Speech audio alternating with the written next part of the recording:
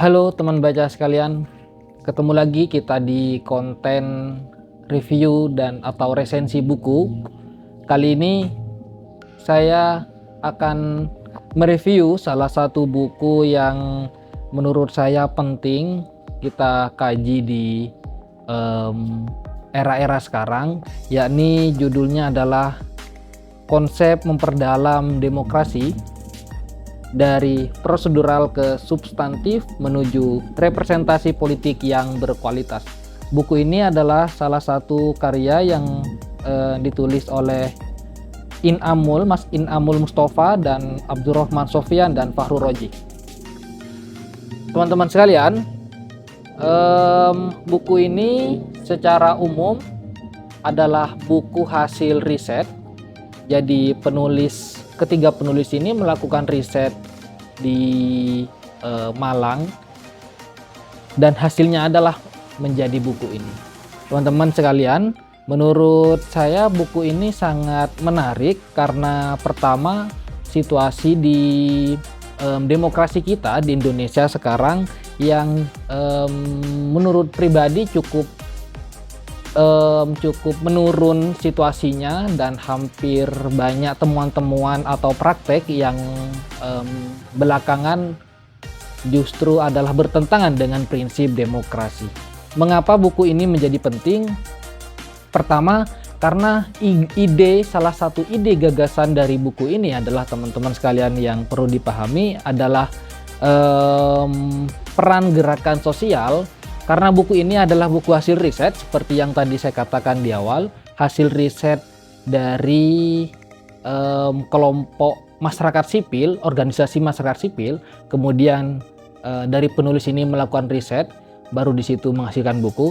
Jadi salah satu ide pokoknya di sini adalah bagaimana peran gerakan sosial atau yang seringkali kita sebut NGO atau UMS dan lain-lain, bagaimana peran organisasi sosial itu berupaya untuk menghasilkan deepening demokrasi atau memperdalam demokrasi, karena salah satu dalam elemen penting dalam sebuah negara adalah masyarakat sipil itu tadi.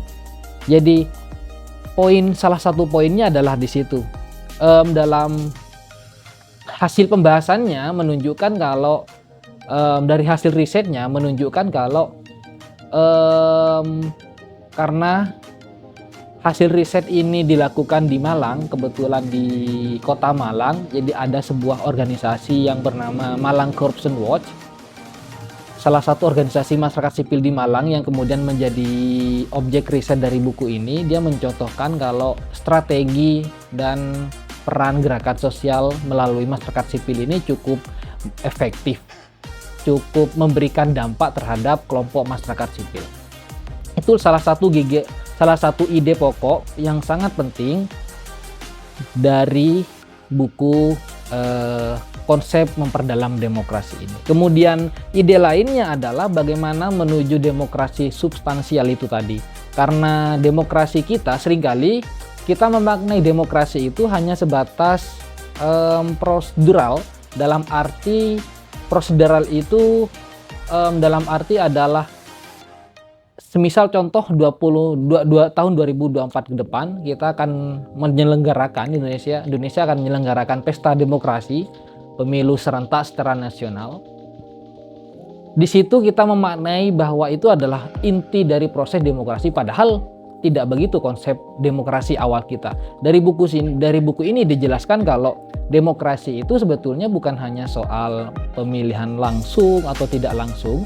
Di demokrasi itu adalah soal bagaimana masyarakat sipil secara keseluruhan dapat berpartisipasi secara baik dalam proses penentuan kebijakan, dalam proses penggunaan kekuasaan. Jadi salah satu kritiknya adalah di situ. Teman-teman sekalian, seperti yang tadi saya sampaikan di awal, kalau bahwa demokrasi itu adalah bukan soal antara pemilihan prosedural dalam proses pemilihan, tapi banyak aspek dalam demokrasi itu yang kita perlu lihat. Ada kutipan dari sini yang menarik, teman-teman sekalian, menurut saya pribadi sangat menarik. Jadi dalam buku ini ada kutipan dari salah satu tokoh, namanya adalah Attilio Boron, yang menunjukkan bahwa level-level demokrasi itu ada beberapa tahap dalam proses demokrasi. Pertama, kalau dari yang paling bawah itu adalah proses namanya adalah demokrasi elektoral. Demokrasi elektoral ini yang kita sering kali ketahui adalah kalau di Indonesia pemilu, pilkada kalau di daerah, itu masih dalam proses demokrasi elektoral. Kemudian yang kedua adalah demokrasi partisipatoris, proses pelibatan partisipatoris. Kemudian yang ketiga adalah demokrasi sosial, dan yang terakhir adalah demokrasi ekonomi. Melalui buku ini dijelaskan kalau tahap dalam level demokrasi itu tadi di Indonesia secara umum hanya masih bisa dibilang atau relatif masih bertahan dalam demokrasi elektoral. Belum lagi dalam prakteknya yang masih banyak proses-proses pencalonan yang sangat kotor. Salah satu contohnya semisal politik uang, kemudian kampanye yang tidak memiliki atau kampanye yang berbenturan dengan aturan dan lain-lain.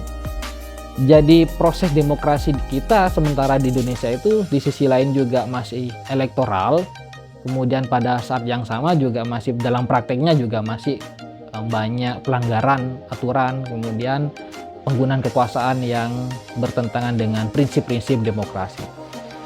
Jadi ada tipe atau ada fase atau ada strata dalam konsep demokrasi. Jadi demokrasi ekonomi itu yang menjadi paling pokok, karena kesetaraan politik pun itu sebetulnya tidak cukup. Di buku ini juga dijelaskan teman-teman sekalian, kesetaraan politik pun itu juga tidak cukup untuk menuju proses demokrasi yang lebih substansial. Tapi kesetaraan secara ekonomi itu menjadi poin pokok yang penting dalam demokrasi untuk menuju demokrasi yang substansial. Teman-teman, kalau saya ulas satu persatu ini akan banyak teman-teman, yang pada intinya salah satu poinnya itu adalah peran gerakan sosial atau masyarakat sipil, kemudian bagaimana upaya menuju demokrasi substansial itu, kemudian berbagai kritik juga yang dijelaskan dalam buku ini, yakni kritiknya terhadap proses demokrasi yang prosedural. Teman-teman baca sekalian, buku ini cocok buat teman-teman yang minat untuk membahas dan membaca situasi politik kontemporer atau lebih khususnya di Indonesia, karena berbagai macam kritik dan praktek yang bertentangan dengan prinsip-prinsip demokrasi yang seperti dijelaskan dalam buku ini. Buku ini cocok dibaca oleh teman-teman mahasiswa, teman-teman aktivis di manapun ya, di daerah maupun di nasional, kemudian kelompok akademisi juga menurutku juga sangat cocok untuk membaca buku ini. Sekian dari saya, terima kasih. Kita jumpa lagi di konten review dan resensi buku selanjutnya. Assalamualaikum warahmatullahi wabarakatuh.